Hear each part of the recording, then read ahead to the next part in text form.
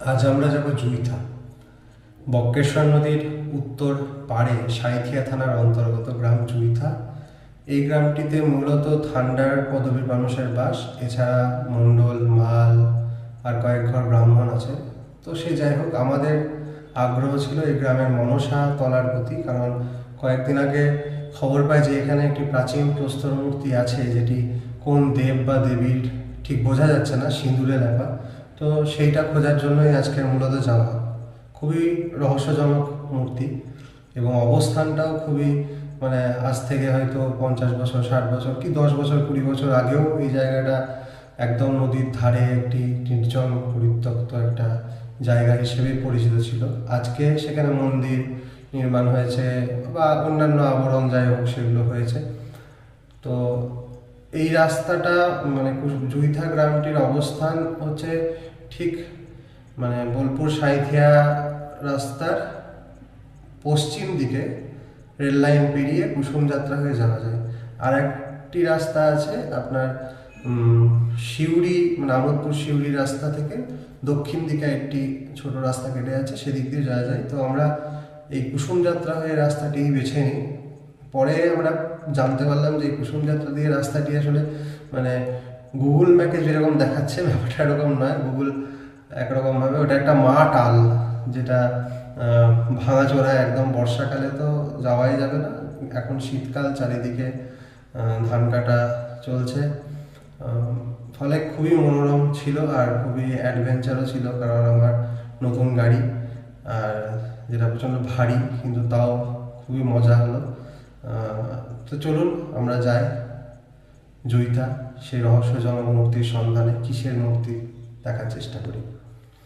আরেকটি কথা, আমরা কোথাও গেলে সেখানে শুধুই যে মানে মন্দির, মূর্তি এগুলোই দেখি বা সংগ্রহ করি, ছবি সংগ্রহ করি বা এরকম নয়।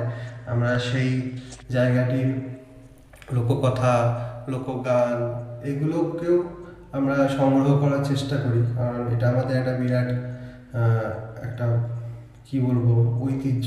কারণ এত এত এত গ্রাম এবং তাদের সেই গল্প, সেই গান, সেই কথা, কোথাও বোলান, কোথাও লেটো, কোথাও ভাদু, কোথাও অন্য কিছু, মানে এত বিপুল আর্কাইভ হয়তো খুব কম জায়গাতেই আছে।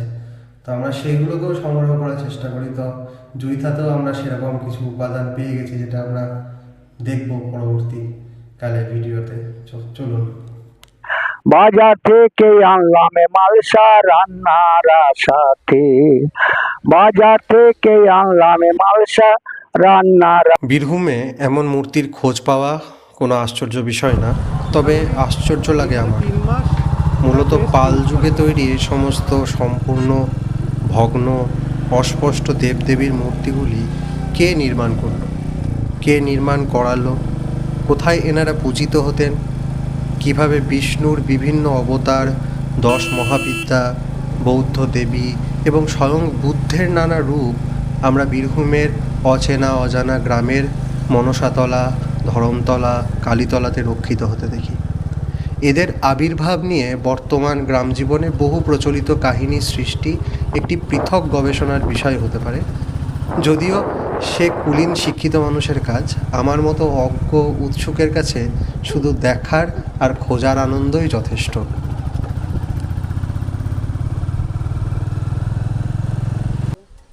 মাটির রাস্তা, মানে খুবই খারাপ, কাদা। বর্ষার দিন যা বুঝতে পারছেন। এইবার কাদা নাই, খাল ডোব আছে। এটা শর্টকাট তো? শর্টকাট বটে। তাহলে এদিকে যেয়ে দেখি, যদি না হয় তখন আবার হ্যাঁ। ব্যাক করবো। এই ডান দিক, এদিকে তো? হ্যাঁ হ্যাঁ, এইদিকে ধান কাটা হয়ে গেছে।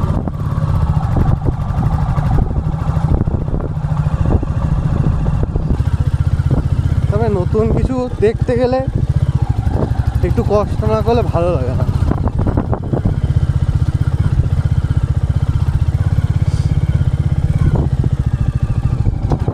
এবার আমরা জানি না শিওর ওখানে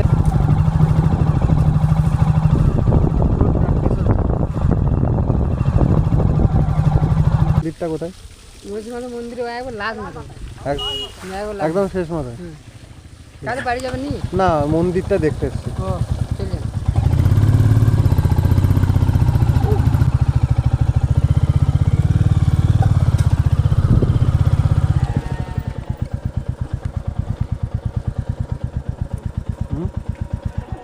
না খোলা আছে।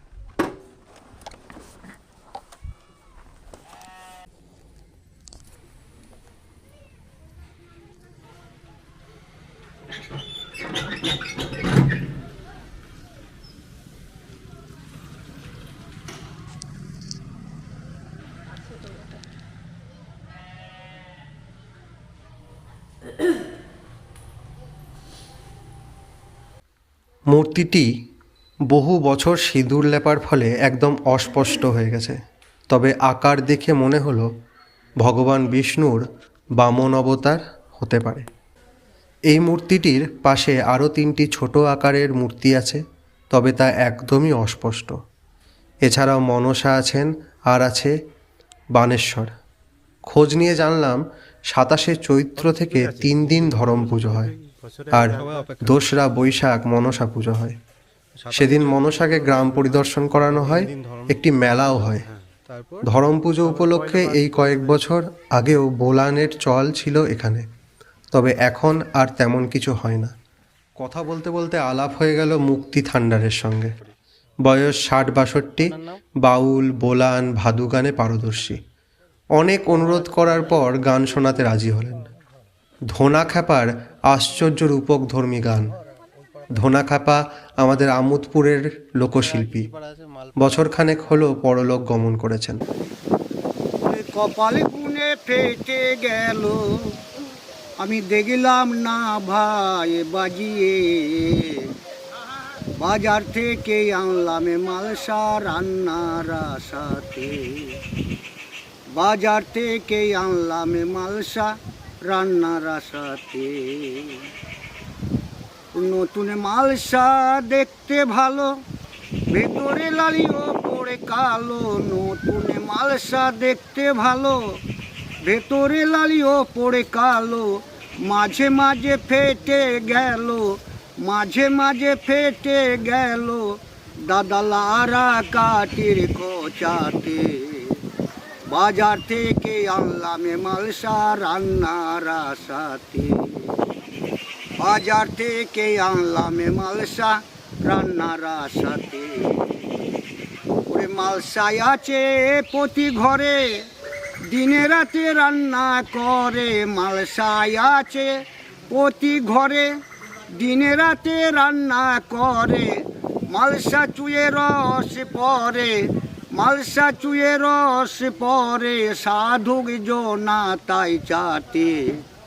বাজার থেকে আনলাম মালসা রান্নার আশাতে, বাজার থেকে আনলাম মালসা রান্নার আশাতে।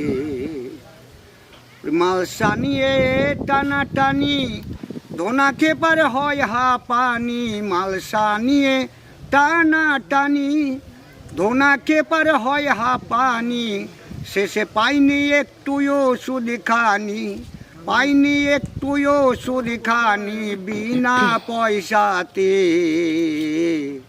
বাজার থেকে আনলাম মালসা রান্নার আশাতে, বাজার থেকে আনলাম মালসা রান্নার আশাতে। নতুন মালসা দেখতে ভালো, ভেতরে লালি ওপরে কালো।